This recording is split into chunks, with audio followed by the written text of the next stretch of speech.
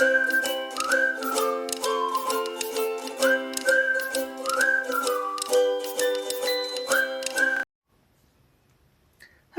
it's M, the beginner crafter. Welcome to another WIPTube. It's almost the last one, or is it the last one? Yeah, it might be the last one actually this year. The WIPTube. So, wow, that is nice. I am recording it a little bit before my normal time because I'm leaving for Christmas, so I didn't have full 2 weeks of work. I will record one more WIPTube and I will record it this year on the 31st of January before I'll be leaving for the party. But it will be posted in the new year, but it will sum up everything I've done from now until the end of the year. So both times it won't be a full 2 weeks of work. I do hope, however, that it will be quite a lot of progress next time, even though I'll be spending some time at my parents'. And that's not necessarily conducive to working a lot. Okay, let's start with black work. The 2020 black work stitch along, where I didn't really do much. I did grid a little bit more, which turned out to be a mistake. Because when I started filling the grid, it turned out I gridded one line more. And I gave up. I didn't do anything more because I don't really know yet how to resolve it. Do I want to frog everything? Or do I want to think of a way to make it not look weird? Some kind of decoration. I don't know. I mean, my brain says rip it, make it the way it's supposed to be.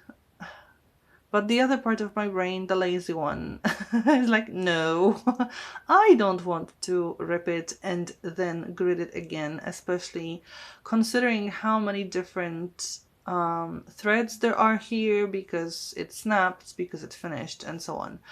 So I think I'll take a break from it to think what I want to do. I think I will finally give up and actually rip it and undo the gridding, but for now I'm I'm not happy and I don't want to deal with it anymore. I don't know, maybe you have some ideas how to make this line that's now empty disappear, but in a nice way. I don't know how to do it because it won't be symmetrical and this will probably sort of eat at my brain. But yeah, it's the first time it happened. A lot of people in the groups of black work like say that first you do the filler, then you grid around it. And I never did that. I always gridded first, but it never happened to me before. This is the fourth, basically, stitch along I'm doing. And now it happens. I mean, 2020 was not the best year, so I guess that's... Maybe that's how I can resolve it. Just blame it on the year. That is something to think about. But the grid itself, I like. I like the color, obviously, because it's a nice blue, but also I like the way the design turned out to be. Oftentimes I don't really see the design well on the page, and even when I'm stitching, and I only see that when I look at it from the distance, which usually is when I'm recording. I do really like it. It's just a shame that it's not perfect because of my mistake in gridding. So yeah, we'll see how to resolve that, but probably it will disappear for a while from the rotation until I actually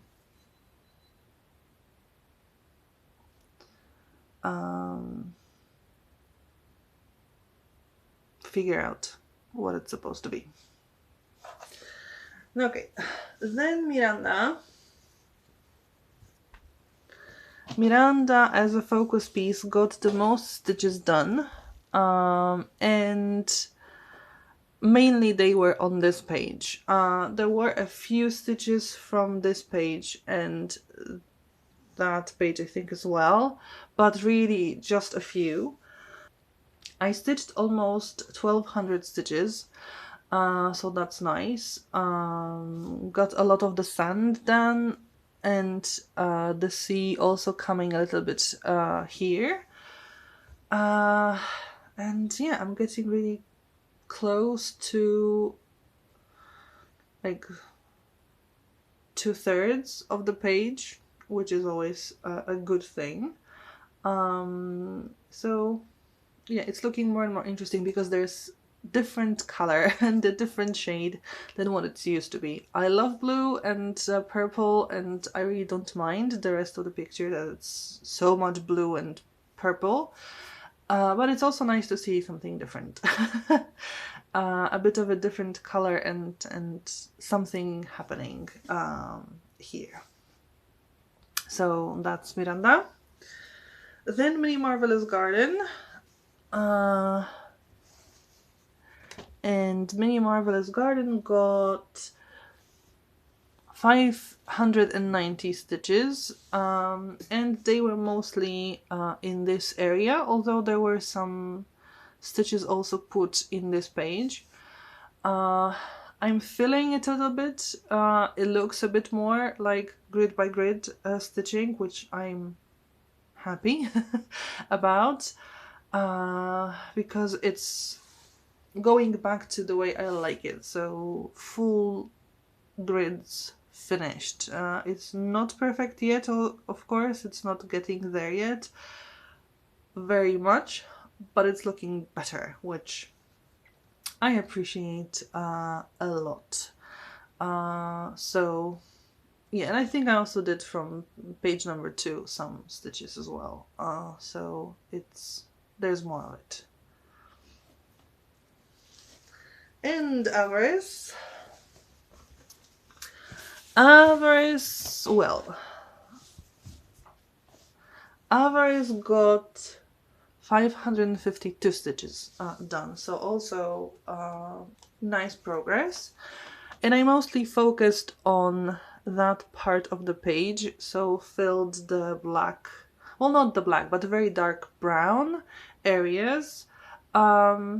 There were a few stitches on this page as well, but not too many. And some in the like center area of the page that I mostly focused on.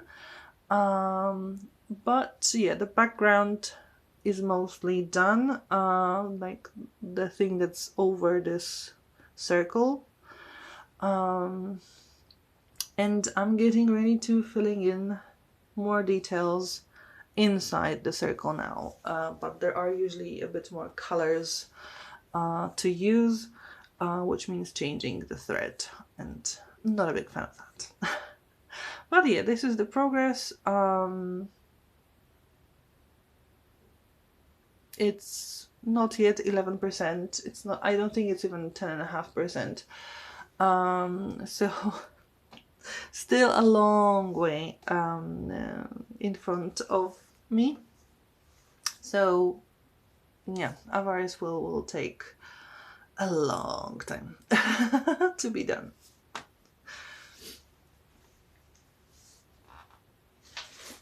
And now my test net, which is getting some nice shape.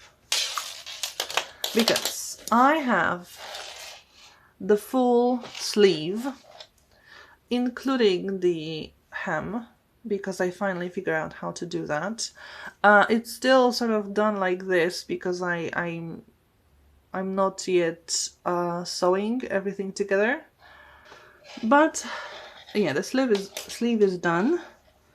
Here's the underarm hem, and this is the back yoke and the front yoke with a bit of a different neck. So first decreases and then increases, and then I have I think 2/3 of the right shoulder.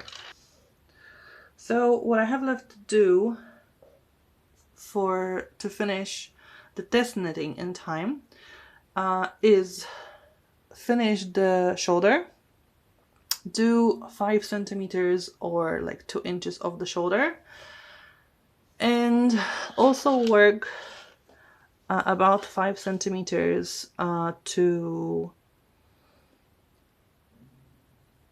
inches of the body. So yeah, I think it's very, very feasible that I will do that.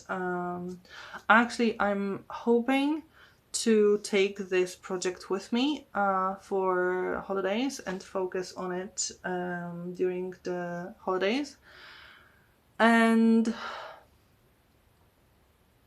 finish the shoulder during Christmas and do at least those 5 centimeters of the sleeve, although I do hope I'll make it longer. Right now, the only issue I have is that it is too small.